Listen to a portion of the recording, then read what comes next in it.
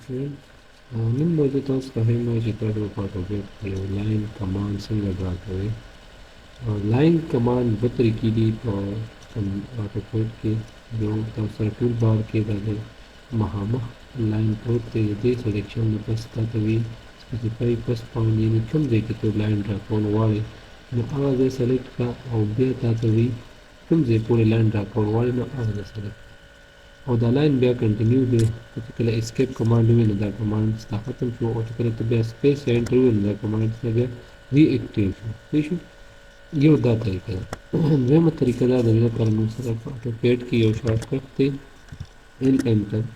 او کله چې موږ ال پرس کوو نو موږ سره لاین سټارټ شي څومره لاین چې موږ لګول غواړو نو هغه موږ سره ډرا کېږي صحیح شو اسکیپ نه بعد موږ سره دا ختم شي صحیح ده که فرض کړئ موږ له په یو خاص ډایمنشن کې لاین پکار وي نو بیا به ال انټر کوو او چې کلیک نه بعد به موږ څه یعنی 30 فیټ زه لاین وهم نو 30 به ولیکم او فیټ اساین کیبورډ کې چې کوم موجود دی هغه ساین به پریس کړم نو ما سره به ولګي اوس دلته لاین کې دا مسله راغله چې دا ما د سکرین نه اوټ لاړو نو اوټ چونکې ما سره زوم دی اوټ ته زوم ان کولو دپاره زد انټر ای انټر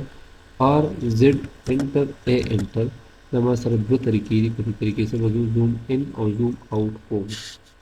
دا دوه طریقې دي په دې طریقو سره موږ په AutoCAD